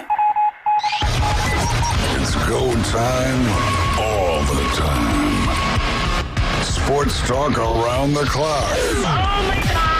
The Sports Blitz with Paul Wilson. 104.3 ESPN Northwest Florida. Merry Christmas and welcome back. You're listening to the Sports Blitz with Paul Wilson right here at 104.3 ESPN Northwest Florida. We are live and local right here in the CBC Construction Studio, the expert in civil construction. So either way, you can call in, you can text in on the Red 7T's phone line to be a part of the show, 850-215-6290. We appreciate all the likes, the follows, all of those things on the Facebook page, the YouTube page, the ESPN Northwest Florida app. We appreciate all of that. Give us a like, give us a share, give us a comment. We'll read those on the air as long as they are age appropriate. But either way, we've been waiting for a while for this Christmas prize packs. Brandon just it lit it on fire, because my truck probably needs some nice little buffing. Hey, call in, Paul. There's some scratches. There's some scratches that could be buffed out, and on my vehicle or my wife's vehicle, because women, for whatever reason, they like to hit those curbs, and I don't understand why. But anyway, Jeffrey's not here to get mad at me just saying that. Well, you're going to get in trouble, but either way, you know what? Because we are a great, loving radio station, we are opening the phone lines right now for the Christmas prize pack. 850-215-6290 if you want to be a part of the $25 Lone Star Boil House, the Anytime Fitness 30-day membership, the Boot Store, 12-pack of Buffalo Rock of your choice, the $10 gift card to Golf Plus, and also added the Recommended Collision Center $100 voucher for whatever you need for your vehicle. Brandon, the big game comes Friday. Yeah. Alabama versus Oklahoma. Now, the first game was decided by less than 4 points. So this game is going to be a tough one. It's going to be in Norman. Alabama talked about having a bad atmosphere last year when they played. Even the wide receiver, Jeremy Bernard, said that the lights bothered his eyes a little bit, which was a little strange. So Alabama, over this time, has got some glasses for their wide receivers to wear during practice that causes it to obstruct your sight a little bit. So I'm just amazed that this is actually something that is going on. They are wearing goggles or glasses at Alabama's practice to try to emulate the lights going on like the in glare their eyes. and stuff like I guess that? so. But it makes it to where you cannot see very good, or that you're not seeing as well. Like drunk goggles? I don't know what tunnel vision goggles? I put those on before. I bet you have. But I don't know. But either way, they've got to be able to catch the football. And you know what? If they get the victory on Friday night, I don't care if they wear goggles or whatever. They can wear whatever they want to as long as they win, in your case. So, with that being said, do you believe that this game, Alabama has not been able to run the football. So with that being said, what do you think's the key for Alabama? They got to get stops. They can't let them score in the red zone. They got to hold them to some field goals. I don't think Ty Simpson even needs to be a hero. Okay, well, hold yourself, because we have got a winner, and we are going to go to the Red 7T's phone line. We've got Chris from Panama City on the phone line. Chris, are you there, my friend? I'm here. Chris, you have won the Christmas prize pack right here. Not only do you get a $25 Lone Star Boil House Anytime Fitness boot store, 12-pack of Buffalo Rock, but also you get a $10 Golf Plus and a free $100 voucher at Recommended Collision Center. Does that make you happy today, Chris? That makes me very happy today. Well, that is awesome. So let me ask you, I'm going to do the old school way of doing it, Chris. What station provides the greatest Christmas prize packs in the Panhandle? ESPN Northwest Florida. My man. Well, we appreciate it. Stay on the phone line. Bone Crusher's going to get some information from you, and we appreciate you listening. We appreciate you calling, and congratulations and Merry Christmas to you, Chris. Thank you. All right, my friend. Yeah, congratulations to Chris. All Merry right, Christmas so to you'll him, get to man. meet Chris up front and pretty soon. Yeah, Chris, if you're still listening, just make sure you come in. Just ask for Tennessee Brandon. Everybody will know who you're talking about. I'd That's love right. to shake your hand and introduce myself to you, man. That's awesome. So, yeah, I think Alabama's going to have to be able to run the football. I just believe they got to keep them in check. We cannot be one-dimensional. Now, the only problem that I have, and I told you, as an Alabama fan, I've been here for a while. I've been loving my Tide for a long, long time, but I just, I'm 50-50 on the coaching. I just am. I don't love the play calls. I'm very disappointed with the way that how long our plays take to get open. Yeah. That's the big problem. And so with that being said, Ryan Grubb is our offensive coordinator, and a lot of people had a lot of great things to say about Ryan Grubb, but I'll just be straight up honest with you. And I know it's his first year with us and all that, but I'm not impressed. And he was asked about this week, and he said we've got to get in rhythm early, and we're capable of that, and it starts with just moving the chains on third down. And when he said that, to me, that's a problem. And the reason why I say that, and I get it, you want to be able to get third down conversions, but how do you get third and manageable conversions? You get it, but what you do on first and second down. Yeah. And so my deal, I'm not an offensive coordinator, never professed to be, but in my mind, it wouldn't be us to be able to move the chains on third down. It would be, hey, put us in good opportunities to be able to move the chains on third down. You may be saying I'm splitting hairs here, but realistically, when you say we can't just throw the ball deep on first down every single time you turn around, which is what we did almost against Auburn and what we definitely did against Georgia. So you got to be able to put yourselves in third and manageable yardage. We don't need to be second and 12, third and 15, third and 25. Those are the things that caused us pain against Georgia and made us look like we had no idea what we were doing on the offensive side of the ball. Yeah, so with that being said, third manageable is the goal. If you can continue to move the ball on first and second down, obviously that's where you're going to have some big success. But if you're going to want to move the ball and you're going to want to get first downs, you can't be in predictable passing downs and passing downs in yardage. So what is that? You're going to be third and 7 or 8 and more when you're in those third and 12s and third and 9s. Man, you're gonna have a medium to longer pass route, or you're gonna have some kind of screen play, all of which take time to develop. Now, Ty Simpson, great athlete, good quarterback, good kid. He's not a Tua. He's not a Jalen Hurts. He doesn't have that escapability to extend plays like some of the previous quarterbacks have at Alabama. So if you're asking for the 4 to 5 seconds and, he's only able to give you 3, you're going to have to, either he's not the person to fit the scheme, or you need a new play caller, somebody who can call plays to the strength of who they have. So I think if they can just limit, not make Ty Simpson be the hero. If Jam Miller can run the football, you can control first and second downs, ultimately controlling the game. When you run the ball, you control the clock, you control the game ultimately. I don't think that's going to put a whole bunch of pressure on Ty, and you will be able to move the ball. Your defense is really good. Can your offense be consistent, which this year has been ever so inconsistent. Obviously good enough to get you into the playoffs, which is great. But what's like Tennessee last year, what's good to make it in the playoffs if you're going to lose the first round? Right? So got to figure it out. And for the past couple of weeks, it hasn't looked extremely promising. The latest, blowout game in the SEC championship. But the last time y'all got beat pretty decent, well, I mean, you always recover. You always bounce back. This seems to be one of the Alabama things. I mean, very rarely do y'all lose back-to-back games. Yeah. And I think it's going to be extremely tough for Oklahoma to beat practically the same team 3 straight times. So, surprisingly enough, I've picked Alabama to win this game just because I just think that is incredibly hard for a team to be, especially in the same calendar year. But, the last couple of years, they've gotten you the last 2 times. So I think there is some revenge coming their way. So it's crazy because, and I'm not a betting guy, but the way it started was Alabama was a 1.5-point favorite.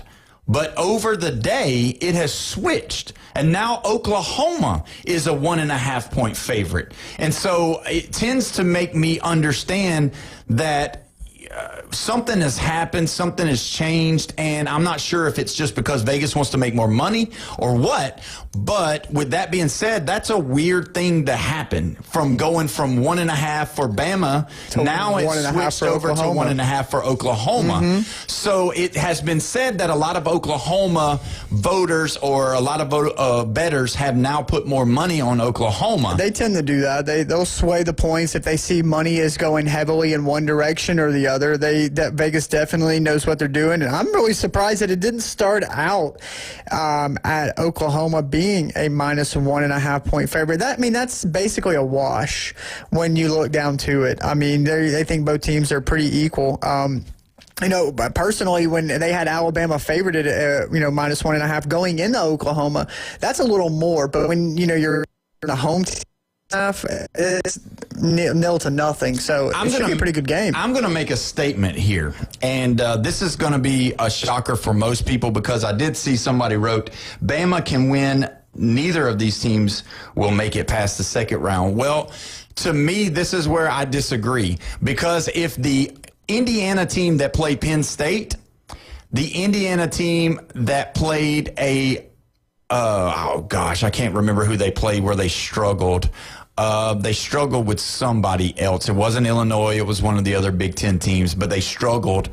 It wouldn't surprise me if whoever wins this game upsets Oklahoma. And do you want to tell you why I believe that? Not only because of the Penn State game, but also you got to feel like that Indiana is now going to be off for about 3 weeks without playing football. Yeah, they will. And last year we seen that the bye didn't work out for hardly anybody. Nobody. Yeah. So is this good? Is it bad? I mean, bad. They don't get a home game. So, I mean, it's almost like you lose a little bit of momentum. Yes. You get a little healthier. But, I mean, if you're hot and the cost of, those 3 weeks is, you to grow a little cold while the other teams are heating up. It's tough because when you do that, when you don't go back to back, it does seem to lean the other way. But I just wanted to say that because I know a lot of people have picked Indiana to make it to the dance to the end of the year. But it's hard to be the favorite, number one, when you've never been the favorite. Number two, being off for those 3 weeks. And then, realistically, you're going to have to either beat Alabama or Oklahoma. Now, obviously, Bama's not Nick Saban-led Bama, but Oklahoma is John Mateer-led Oklahoma. And then you'd have to beat Oregon. And so you've already beat Oregon this year. You didn't beat them by much. So that's going to be interesting as well. So realistically, I've kind of tipped my hat on where I'm going. I'm not so sure Indiana, if it's a done deal. To me, Alabama, Oklahoma, Indiana, and Oregon are all a toss-up of who could actually win this. I don't think anybody's favored, to me, in that side of the bracket. I think, obviously, Ohio State, if they can beat Miami or Texas A&M, and then come back and beat Georgia back-to-back weeks. What a tough road. I think that's going to be the case. I don't think so, but either way. So let me ask you this real quick about the other games so that we can get those out of the way too. Do you have any problem with saying that Oregon's going to curb stomp JMU? I have no problem with that. None. I mean, do you think that's the weakest game of the whole thing, or do you believe the Ole Miss Tulane is going to be worse? No. I think the JMU Oregon game's going to be, I don't want to say a slaughter, but it's not going to be much of a game to watch. I wouldn't be surprised if it's 21-3 maybe in the first quarter or something of that nature. Yeah. A couple big explosive plays. JMU might get a couple, decent breaks before, Oregon gets them figured out. A couple surprises, wrinkles in the playbook that you don't necessarily study for. But I think that's about it. I mean, I could see that being a 30-point swing somewhere. Yeah, I think that one's probably going to be the biggest. I think Tulane and Ole Miss will be closer due to, I don't believe Ole Miss is going to be as the same as they are when Lane Kiffin's understood. We talked about this. You can have your whole coaching staff there, but there's a reason why LSU paid Lane Kiffin $13 million a year to come be their head coach. So I don't think that's going to be a big-time blowout. I think it'll be a blowout, but I don't think it's going to be as large as the one that we're talking about. But let me ask you this. The hardest game, is it Texas A&M and Miami, or is it Oklahoma and Alabama? That's a tough one. I think it's going to be the Oklahoma-Alabama. It would be the tougher game to pick. Looking at it, it's an 8-9 seed. So, yeah, statistically, the bracket says it's a little tougher, a little closer game. I'm a believer, and, you're going to have some Miami fans in the area that probably aren't going to like what I'm going to say, but I think Texas A&M, I think they jump on them quick and fast and in a hurry. Really? Yeah. Even with that, that defense. But that defense has played the ACC all year. Do you understand that? I do. I get it. But, man, Bain is an NFL-ready player right now. Yeah. And I get it. They've already started having a little bit of back and forth. So I really think this is going to be interesting. Can they contain him? Can they keep him out of the backfield? Can Marcel Reed escape the pocket, throw good on the run? If Marcel Reed plays like he has been, talking about that lightning in the bottle, I think they have it. Now, how much pressure is Miami putting on Carson Beck? Is it going to be the Carson Beck in the beginning of the year that had a great game against Notre Dame? Or is it going to be one of those games where he struggles and throws 3 picks and it's like, they put too much on him, Carson Beck has played against the SEC. And they say that this roster that Miami has built is as SEC as there is. Now, let me throw you a little curveball on this. Now, Texas A&M's schedule really hasn't been that great. As much as we think about the SEC being top-notch and all that, they haven't played all of the top teams in the SEC. And so I don't think necessarily that they've been that's strong to say they're definitely going to be, because, Jeffrey actually picked Miami yesterday to beat Texas A&M, and I'm not so sure that that's not, I don't think that's a bad choice, really. I don't think. They're both in the playoffs. They're both pretty good teams. They both have good talent. They both have good coaches. It could be a really, really close game. I just believe that with the schedule that they both have played, with Texas A&M being in the SEC, Texas A&M, you forget, this is the home of the 12th man. They're getting a home game. That's got to matter. Right. That's got to matter. I think they should be the favorites, and I think they're going to win. That's just how I feel, and I think that home team is going to take it to them. Now, Mike Elko, being from Duke, has played in the ACC before against Mario Cristobal. So could that lend some familiarity with the teams? And, then it's just going to be, 1 versus 1 and see what happens. I think the Alabama-Oklahoma game will be a larger margin of victory. With that being said, which way do you think? I'm about to say one way or the other. If that's a toss-up and it's going to be a large margin, which way do we think that's going to go? Well, we're going to go ahead and take our next break, and after the break, we will find out whether or not I'm crazy enough to pick the Crimson Tide over the Sooners. You're listening to the Sports Blitz with Paul Wilson right here at 104.3 ESPN Northwest Florida.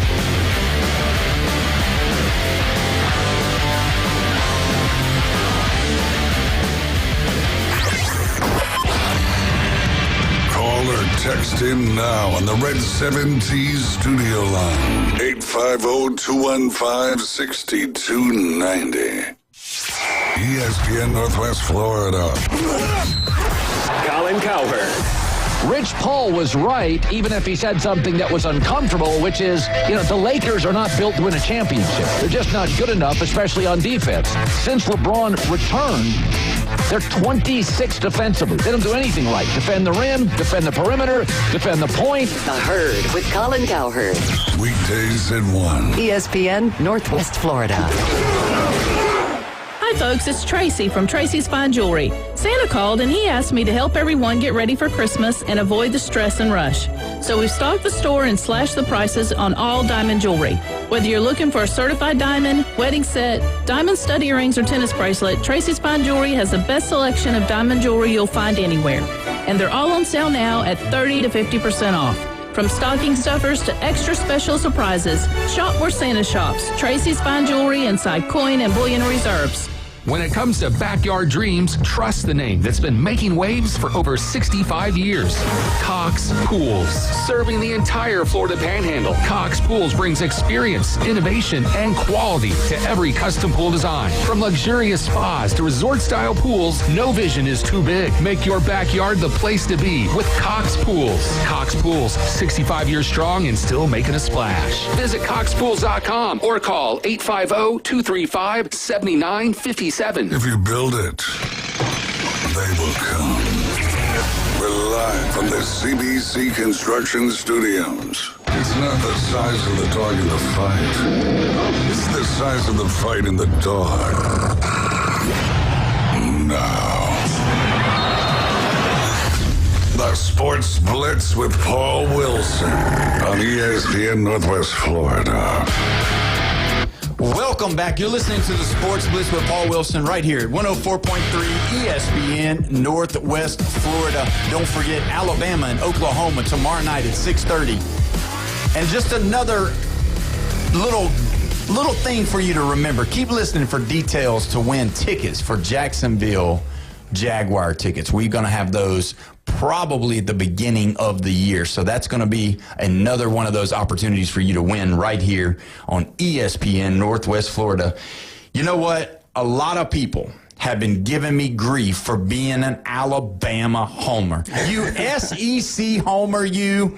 All you ever talk about is how tough the SEC is. And I agree, the SEC is tough. And I agree that I probably do think the SEC is really tough. A lot more tougher than the Big Ten from top to bottom, than the ACC, than the Big 12. I know that a lot of times we make predictions and we say stuff all the time about, it's so hard to beat a team twice in the year. Yeah. And that, my friend, is a big deal. But it is not statistically proven to be correct. I looked it up. It's 64%. If you beat somebody the first time, you have a 64% chance to beat them the second time if you are favored. And as of right now, Oklahoma is favored over Alabama. So with that being said, I'm going to shock the kingdom, but I'm going to let you know that I do believe that Oklahoma is going to beat Alabama. I don't want them to. Again, I want them to be wrong. But I just don't have any confidence in this coaching staff. I haven't heard it all week. They're wearing glasses. They're wearing 3D glasses. They're not going to the movie theater to watch some 3D movie. You're playing a football game. Catch the ball. You don't need glasses to catch footballs. So give me Oklahoma to beat Alabama at home in Norman just because I don't trust this coaching staff. And I will tell you this. If his job is on the line against Oklahoma and he beats Oklahoma, you will see me change and be the biggest supporter of Kalen DeBoer that I've ever been in the history of me being a supporter of Kalen DeBoer, because I don't have any confidence in this team. I don't have any confidence in the coaching staff. I think we've got the recruits. I think we've got the players. I think we've got what it takes to really win football games. Now, we could come out there and look like the Alabama that was really on fire and beat Georgia this year. We forget about that. But the last 4 ball games, we have looked inept. On what side of the ball? Not the defense. Defense has played outstanding. It's been the offense. These 3 and outs have made our defense and put our defense on the field too long. Yeah. And so with that being said, unfortunately, we are going to probably lose to Oklahoma. Does that shock you? Kinda. It's like these Alabama folks, you said that it's like almost like 50-50, right, on the coach. And I think I have found today which side of the fence you're on. I think that deep down, I know you said what you said, but here's what I heard, Paul. I hope Alabama loses in the first round. I hope DeBoer goes to Michigan. I hope we get a new coach, because I don't believe in him. I don't believe in our team. I don't believe in the offensive scheme. And none of that's changing unless DeBoer leaves. That's true. So that's what I heard. I think that's what a lot of your listeners heard, that, you're part of that 50% of the Alabama fans, the fanatics, that is ready to move on from DeBoer already. And I think it has nothing to do with Coach Saban. It has nothing to do with the black hoodie that he wears on the sideline. It has nothing to do with anything for me but the play calling. The plays take too long to develop. We're doing fake handoffs when there's not even a running back in the backfield. We're trying to run deep routes when we need 3 yards. We're trying to run short routes when we need 10 yards. It just looks like a debacle. And when you play someone, what it is this right here. When you play someone that you're physically the same with, coaching matters. And with these teams that we've been playing, you can say what you want about Auburn, but Auburn's got athletes. Yeah, they do. They are athletic. They can play. They're one of those above 50% blue chip programs. Right. They have talent across the board. They've got talent. Yes. And the thing is that if you look at Auburn, how many games did they lose by 2, 3, 4 points all through the year? Count. Yeah, I mean, there's so many of them. And their defense was athletic. Their defense was strong. They had a few drops and a fumble. And we're not even talking about Alabama playing. We're talking about Notre Dame playing Oklahoma. Yeah, you're right. So really, when you look at this whole Alabama scheme and all that, as much as I love my Alabama Crimson Tide, it makes me wonder. Even in the Georgia game, you have the kid that everybody was talking about last year by the name of Ryan Williams. Yeah. He was on the sideline more than Coach DeBoer was. Yeah, there's something weird with that. I mean, he was the 17-year-old phenomenon. I mean, I watched him catch so many passes on Tennessee. I said, someone stop this high schooler on the field.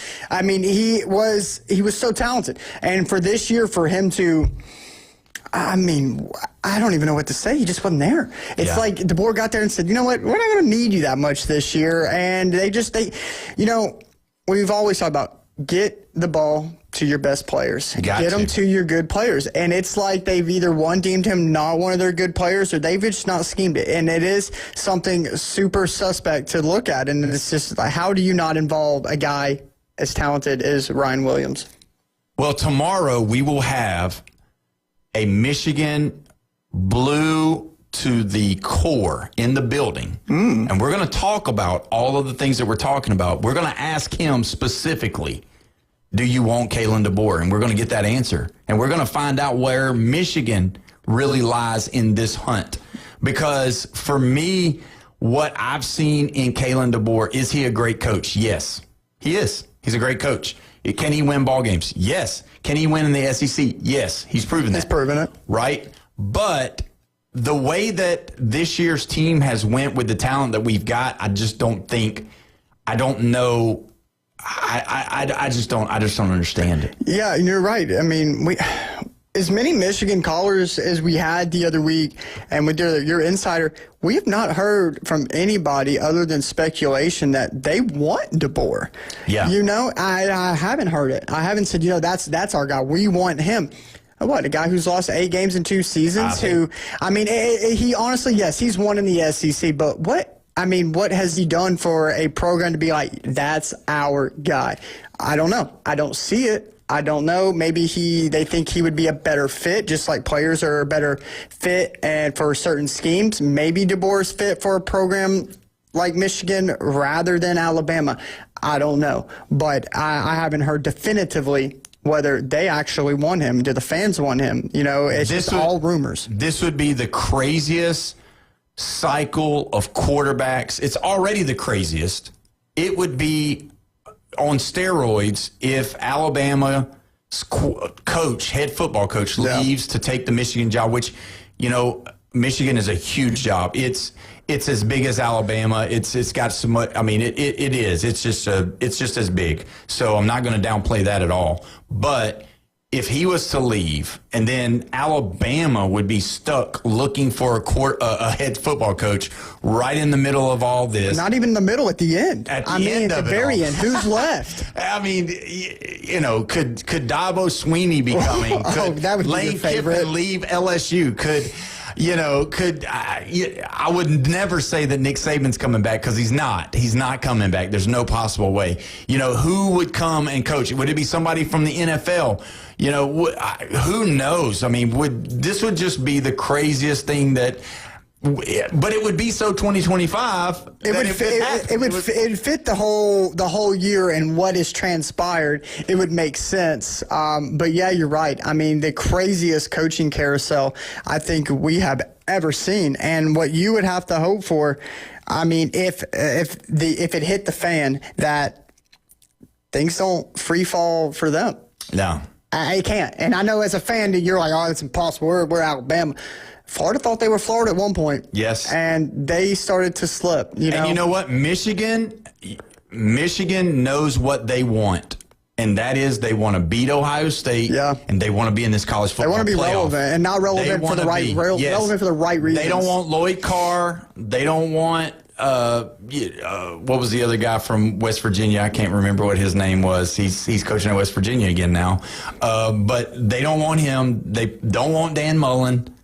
They want a Midwest guy, whether it's Brian Kelly, whether it's Kalen DeBoer, whether it could be the guy from Arizona State, Kenny Dillingham. Yeah. Like, they want somebody up there from there that can recruit there, but that can also come down in the South and grab some of those players. Because Michigan, when you play for Michigan and that you put that Jordan brand on, it carries its own. It carries weight. So that's the thing that so this playoff game, to get back to the playoffs, Oklahoma and Alabama has a lot more riding on this game than the actual playoff game itself. This could possibly be a playoff that would decide whether or not Alabama loses their coach or not.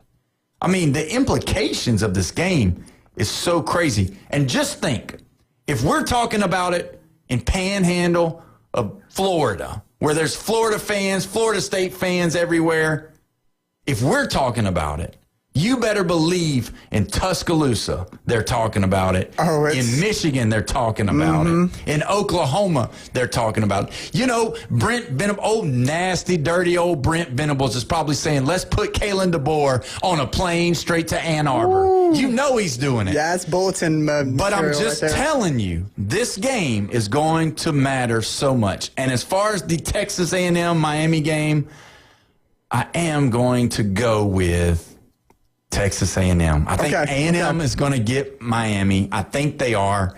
I just think they're going to be able to control up front. I don't think Miami's depth is going to be there although this could be the shocker, Miami could make some noise. It wouldn't surprise me a bit if Miami were to make it all the way. I mean, Miami is the team that could lose in the first round, or Miami is the team that could win it all. I think there is a handful of those teams this year. I think Alabama could be one of those teams. I think Miami could be one of those teams, a team that could easily lose in the first round, but a team that could carry themselves all the way to the championship as well, depending on how they're playing and which one of those teams actually show up. Well, either way, it's going to be interesting. Thank you so much for being here today, Brandon. Thanks, Tomorrow, don't forget to check in. Very good show tomorrow. We got Michigan and Florida people in the building ready to talk all of this stuff. You're listening to the Sports Blitz. Thank you so much. We will see you tomorrow. Have a good night, everybody. ESPN Northwest Florida. Round 1 of the college football playoff starts Friday with the Alabama Crimson Tide facing the Oklahoma Sooners. There's an interception. Down the sideline, he may go. Touchdown, Eli Bowen. Alabama comes in favored by 1.5 points against Oklahoma. And we'll have kickoff at 7. Right here on your spot for the college football playoffs. ESPN Northwest Florida. This is Joanna with ESPN Northwest Florida. Here is your weather forecast on this Thursday evening. As we head into tonight, very light showers and partly cloudy skies and a low of 58 with a moderate breeze at 16 miles per hour coming out of the west. For tomorrow morning, sunshine and a temp near 60. In the afternoon and evening, clear and a high around 62. This weather forecast is sponsored by Mid-South Lumber, the best little lumber yard in Panama City. Thank you for keeping that dial on ESPN Northwest Florida. Rely on it. Toyotathon is on at Panama City Toyota, where you can get 1.99% APR on a new Camry and get $500 in holiday cash. Get 3.49% APR on a new Corolla and get $500 in holiday cash. Get 1.99% on a new Tacoma, plus $1,000 in holiday cash, and 1.99% on a new Tundra, plus you'll get $1,000